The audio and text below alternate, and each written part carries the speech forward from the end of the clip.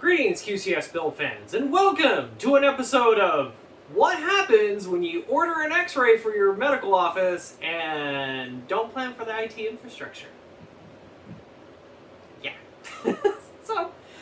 so, long story short, client that we just got doing the full office build for, and hopefully that video is already up and published by the time this video gets published. That we did the last server, this Naples server on a budget, basically, with some desktops and everything, and that was the full office. So this is part two, basically, of this whole escapade.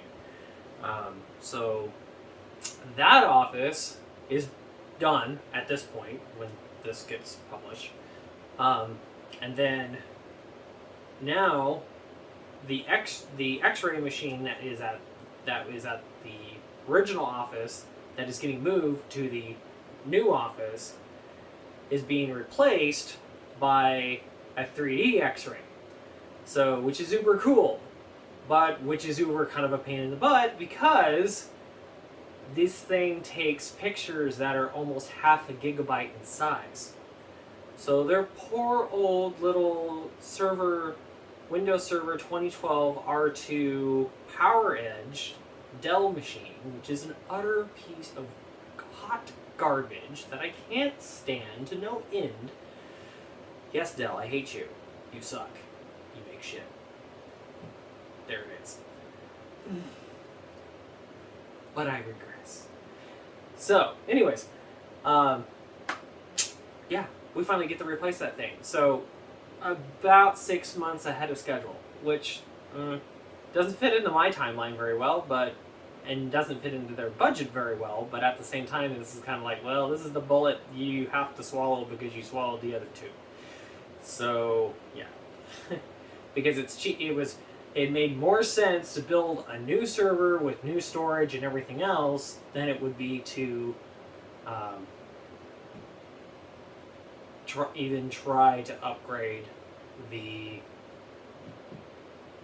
backup, or do a half thing and then do the other part later and then have to do all this basically twice, minus the hardware, but all the setup and all the moving the files and everything and all that stuff. So it's just like, just easier to do it all in one shot and call it done.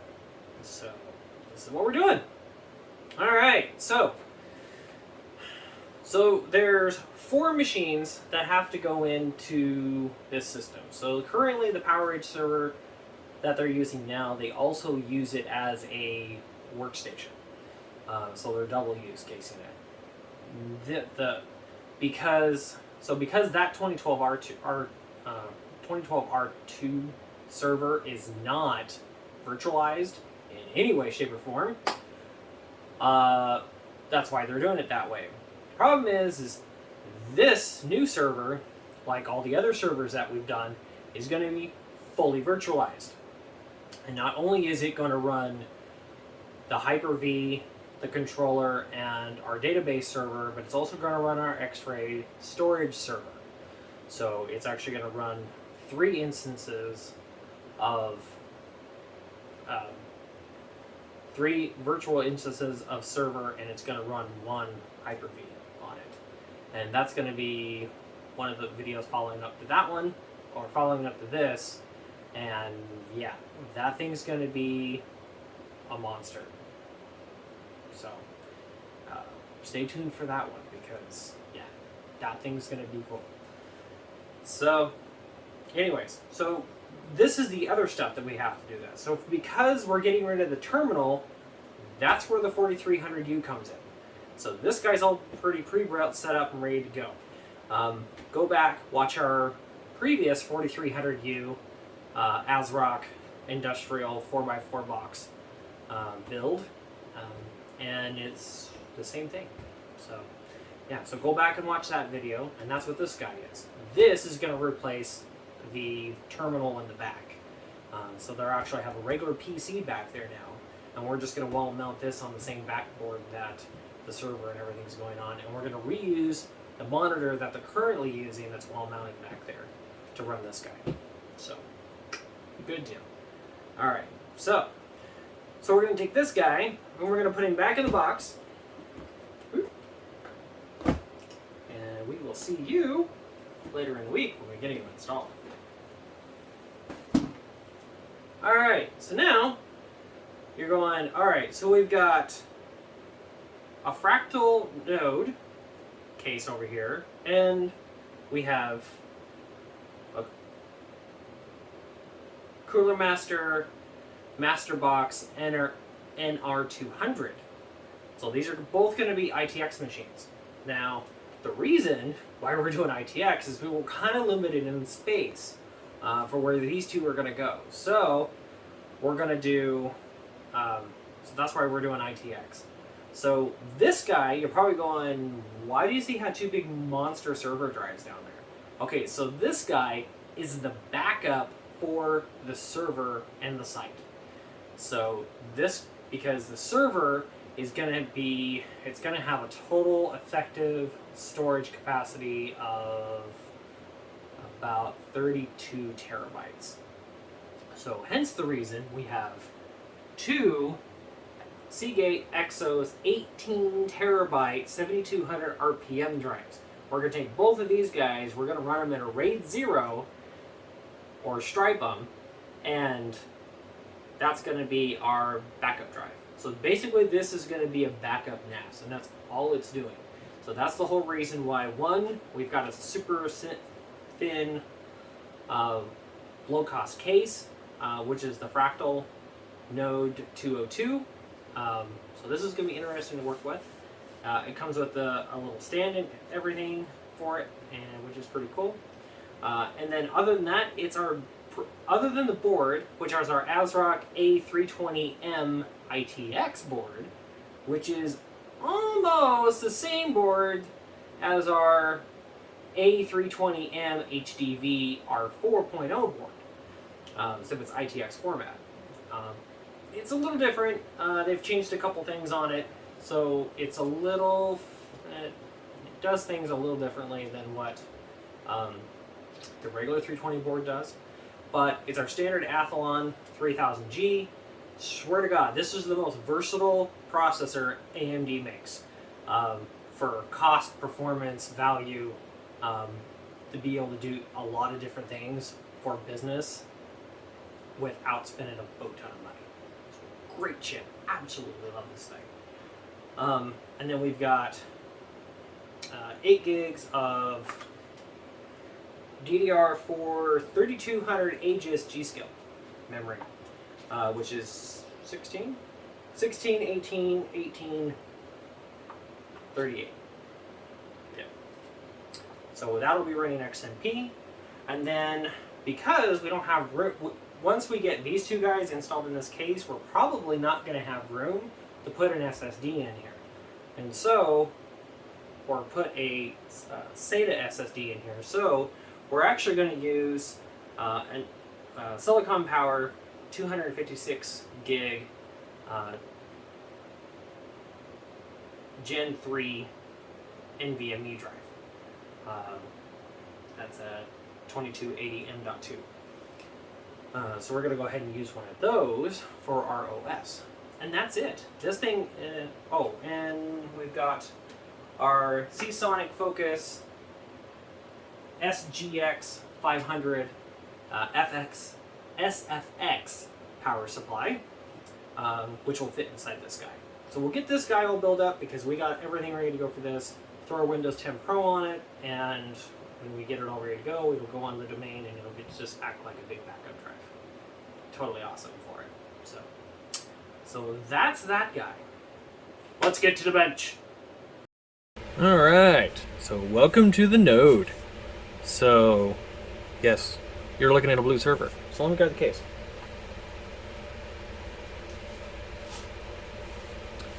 Alright, this is the node. So, that's the back, like so. And that's just about right, because we're gonna...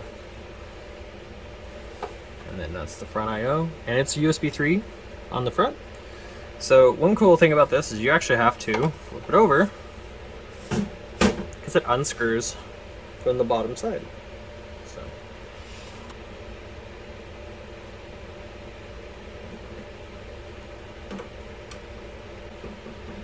these screws out here.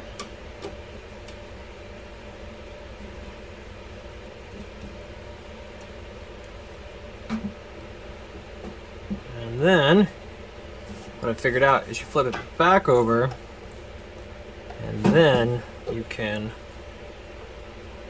grab it from the corners and it'll slide off like so, because it's got these standoff posts right here and the inset retainers.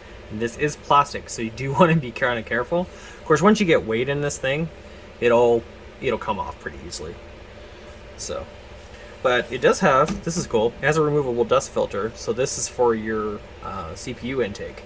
And it just, you unclip it like so, and it comes right out.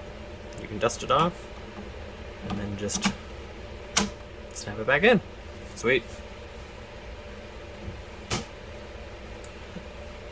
Alright, so, excuse me. So I already opened this thing up once to kind of get my bearings on this thing. So it's a little different, but it's very cool, I think. So we've got right here, so this is our USB 3 header cable. This is our power switch and power LED, because that's all there is on this guy.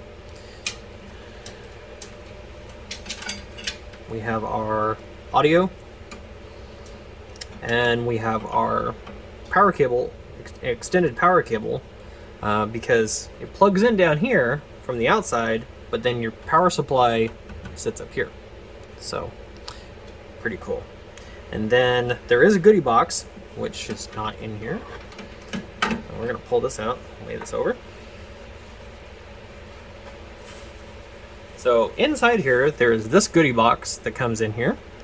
And then inside that goodie box is your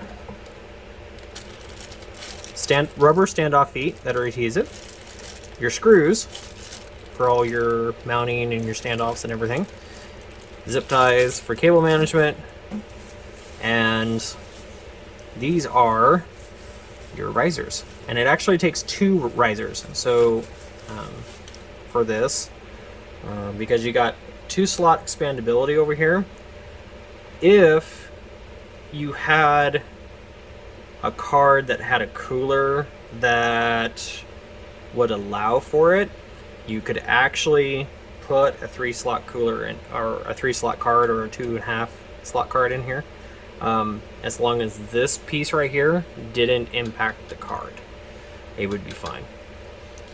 And this is double rolled, so you definitely would not want to cut this in any way.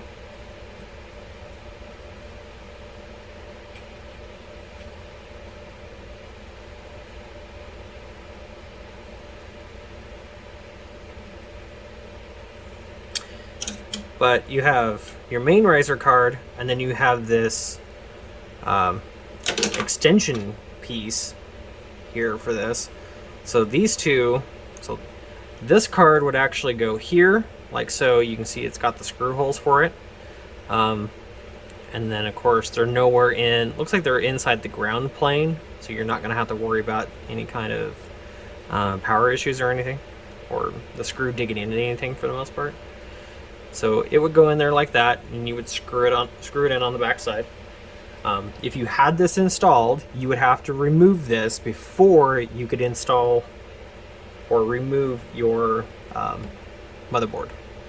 So that would go in here like this, and then this guy is an extension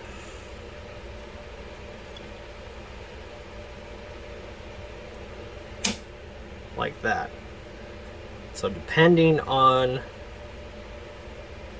the standoff length of your card will depend on how you end up with installing a regular video card. So, but this also makes it so if you left this cable management cover right here, then you would want to use this guy. So, but yeah, that's it. So, fairly slick. So, all right. So, well, we're not going to use that because this is going to be a 36 terabyte NAS, not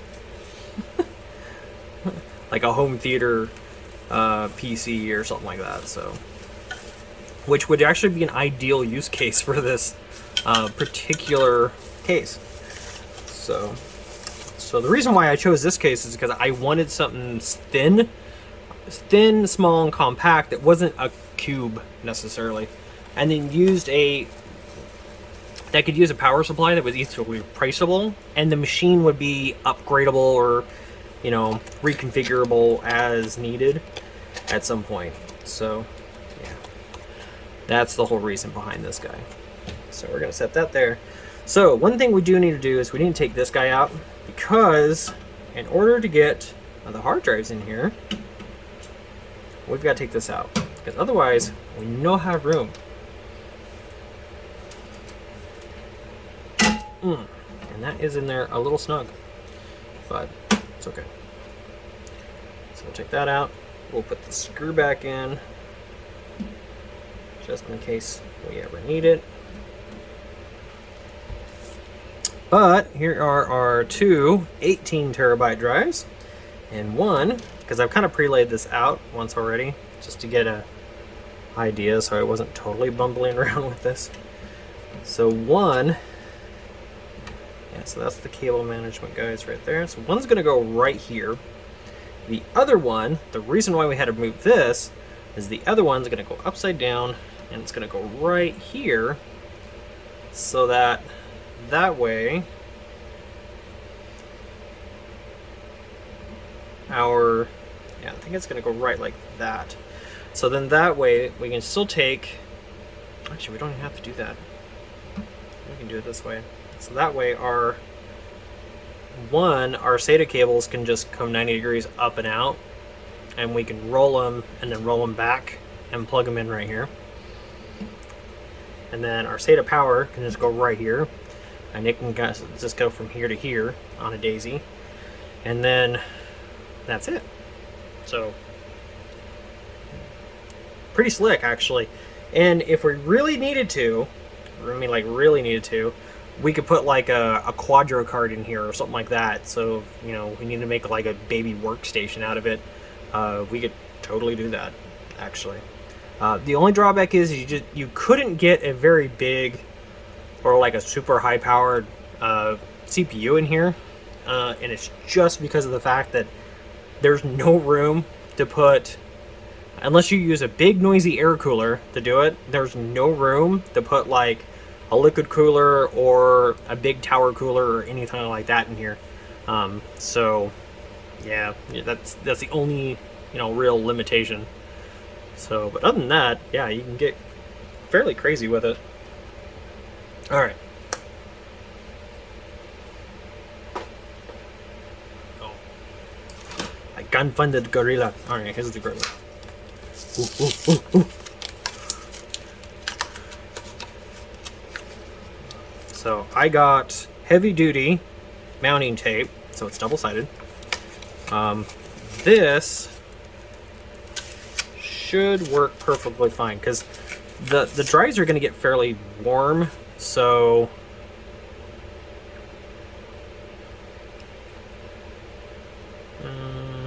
in use temperature range is -40 Fahrenheit to 248 Fahrenheit. Well, 248 Fahrenheit would be so hot that we'd be boiling water, so I don't think that's going to happen in an office. And -40, the heating would have to go out for like several days, and it would have to be under like it would have to be lower than -50 probably. So yeah, I don't think we have to worry about that too much.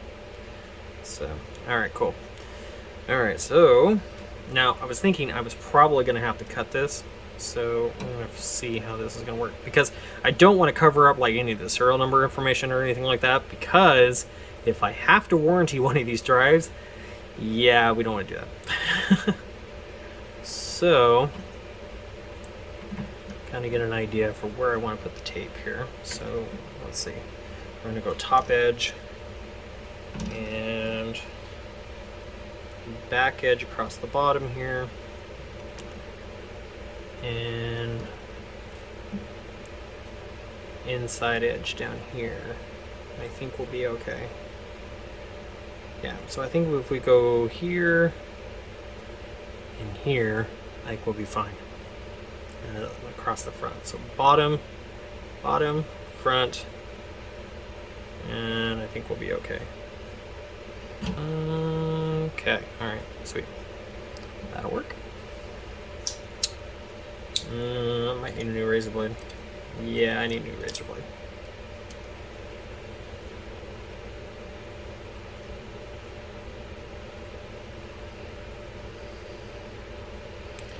If you use a really sharp knife, like a brand new razor blade, this works really well, actually.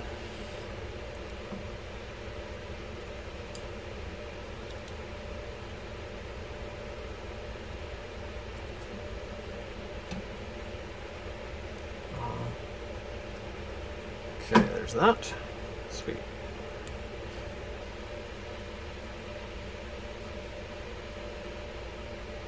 That's probably what I should try and do here is I'm just going to try and cut this a little bit straighter. Oops, come on. Don't be a snot. There. Take the triangle out in there. That should work better.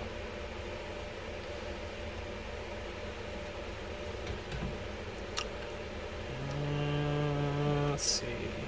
Cool. Alright, so there's that.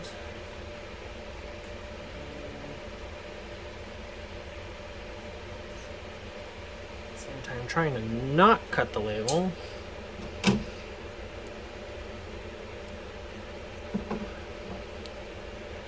There we go. Covers up the QR codes, but does not cover up the serial number information. So we're good there. So, yeah. Okay, sweet. Alright, so then we just take this guy.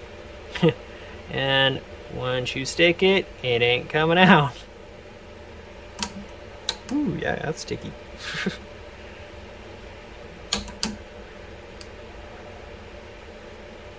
That's sticky like dried maple syrup. Alright, there you go.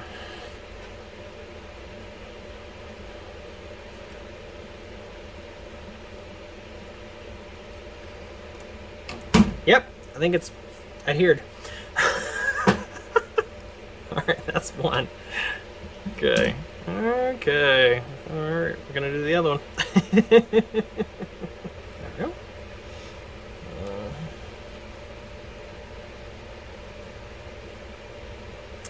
Alright, so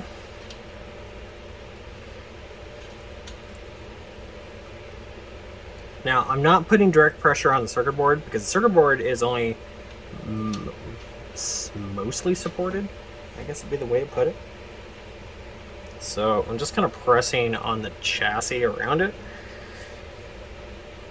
Of course, the chassis is made out of aluminum, so you can just, you can just, kind of really manhandle it, but okay. Sweet, there we go. Pre-bend it like that. And then, woohoo, that's a tight fit. Perfect.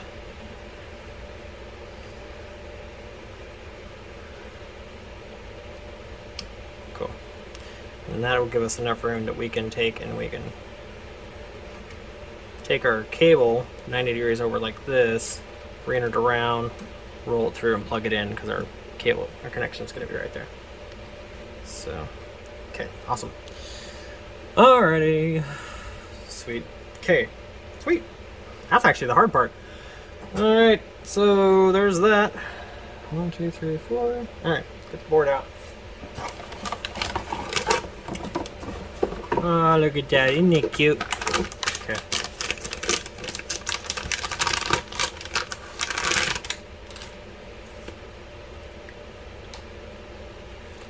See, it's so tiny. So they use the same PCB layout. They do make an AC version of this with Wi-Fi, and this is where the Wi-Fi header actually gets soldered into it. So, and you can actually see where it's got the grounding pads and everything for it. So, yep. Because, so on the back side, that's our M.2. So, yes, we have to put our SATA or an M.2 drive in first. With a lot of or ITX motherboards, this is actually very common if you're going to use an M.2 drive. So the only issue you kind of run into is they do tend to run fairly hot.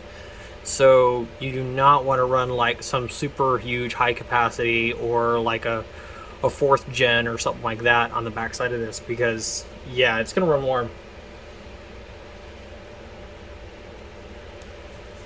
Alright, that's that. Okay, flip her over, and I'm going to slide her in. No, I guess we got to get the I.O. in there first, huh?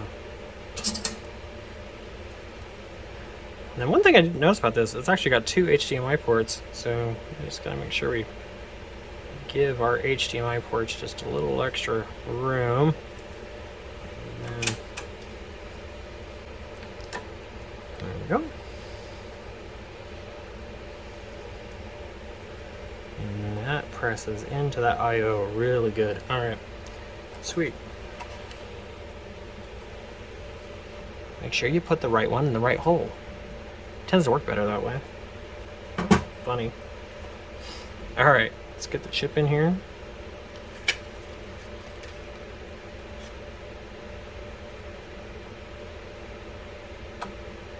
Doop. Lock it down.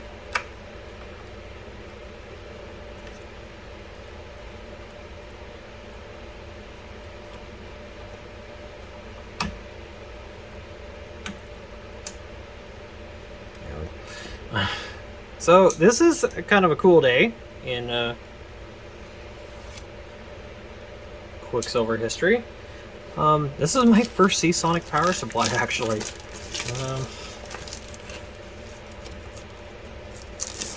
Well, Seasonic's been around for a long time, but it just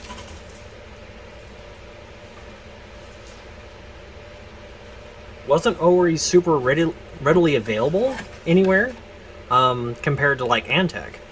And so Antec was what I built my first machines with. And so, yeah, this is kind of cool.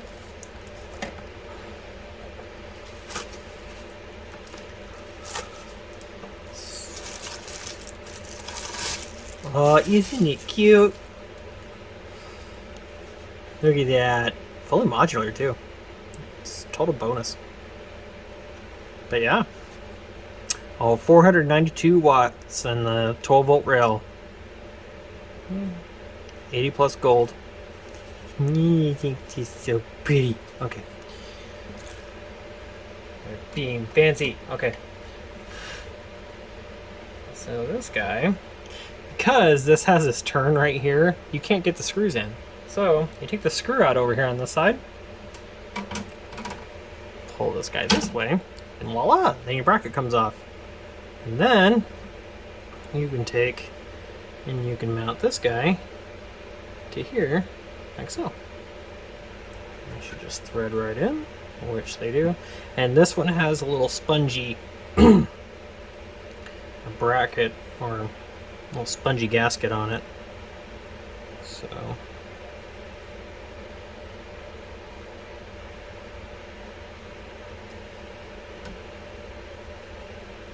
okay, there's that. There's that.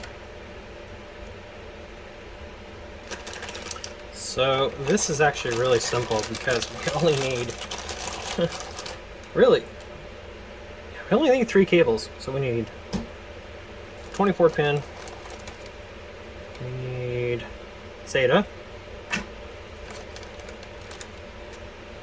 and that one. That one. and 8-pin CPU. That's it.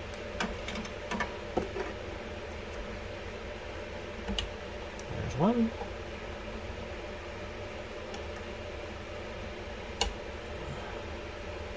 Okay, so then that guy can go there, and that should roll all the way over fairly easily. Okay. The challenge with super small form factor like this is you got to kind of pre-plan everything, because otherwise you can build yourself into a corner quite easily. So I'm going to pre-route this guy before we stick it in.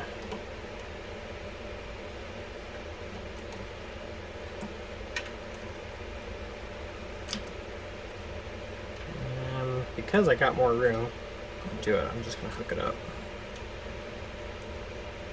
Oh, look at that. Like a glove. It's like I planned it that way. Huh.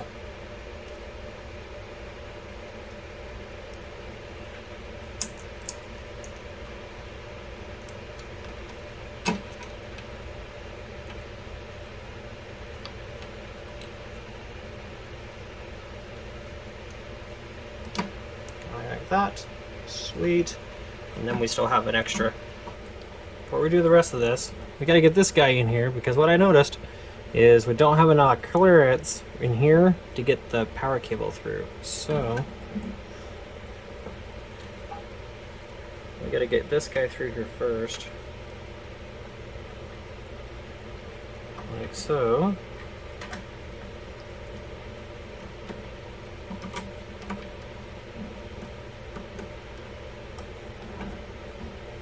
Okay, and then this guy has to come around like this, around like this, and like this. And then it does not give you a lot of clearance, because this has got to sit inside like that. Because this has got to sit inside like this, because it doesn't give you a lot of clearance between the cable and where the standoff goes. Screw it in on this side.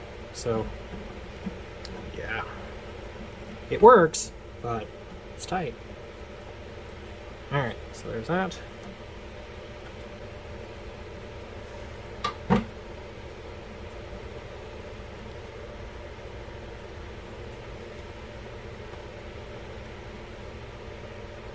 Yeah, it's going to be super snug. we roll our cable over like that. And then we can get our 8-pin in. Not like we need 8 pins. I mean, it's a 35-watt processor, so I mean, come on. Yeah, not like we need it, but it's there. Alright, and then we're going to take and we're going to squish this down in there after we get this plugged in. There's our 24.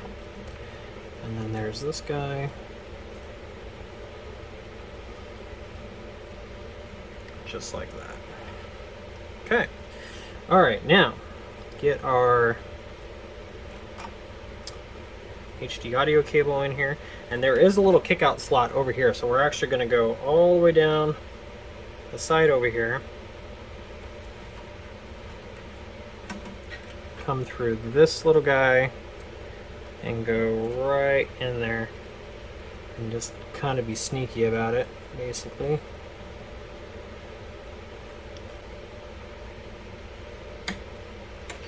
Okay, so that's going to be our SATA 1 and SATA 2. Right there like that.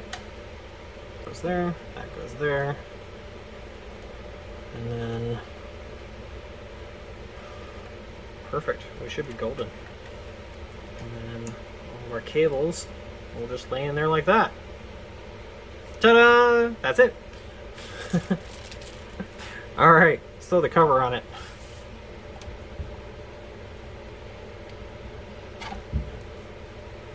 There we go. That is...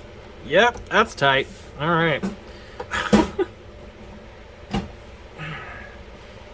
There goes that guy. It's got a like an interlocking lip, so you do have to kind of see how it's popping out right here. You gotta kind of work it when it's Yeah, because we got a lot of cables and stuff in there. It wants to. All right, there's our HDMI. There's this guy. Sweet. All right. Hey, look at that. Now we can read our serial numbers if we flip it over. That's cool. That was totally unplanned. Hey, we got. All right, so we got those. And we can pretty much totally see our inserts, so we're good there. Awesome. In there, but got it. Woohoo! All right.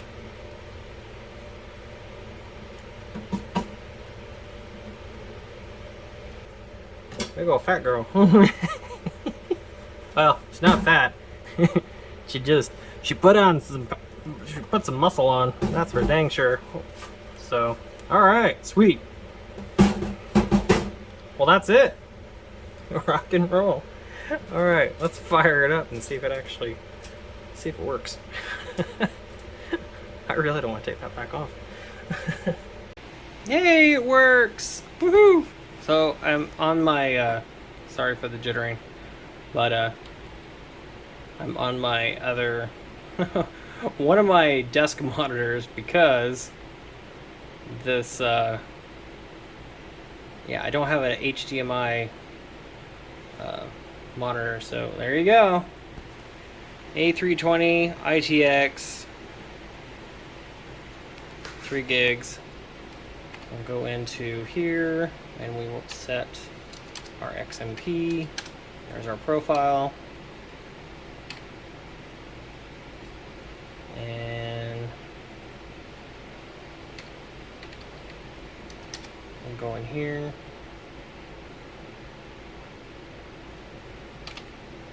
Oops.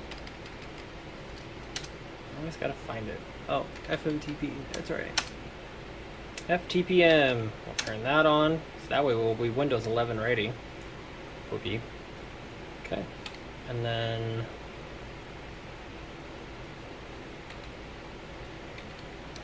storage, and there's our 2 SATA drives right there.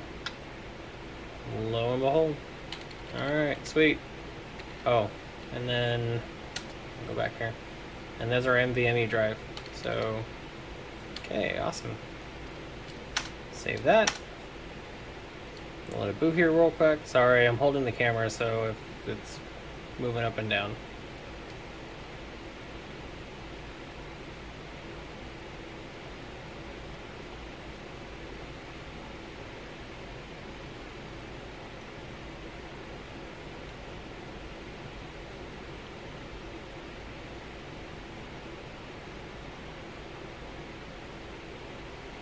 Oh, it's too quick. Let's try that again.